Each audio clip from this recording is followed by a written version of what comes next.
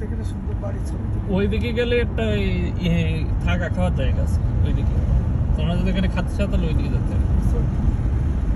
হ্যাঁ, Spanish in. এত লাগেনি, ইন। খাওয়ার কি দরকার? Not really.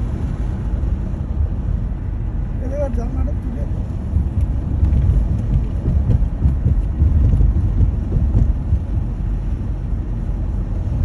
এই হচ্ছে এই যে সেই বিচ। এটা হচ্ছে 3 নাম্বার। দেখেছো এখানকার দৃশ্য অন্যরকম এই সাগরের।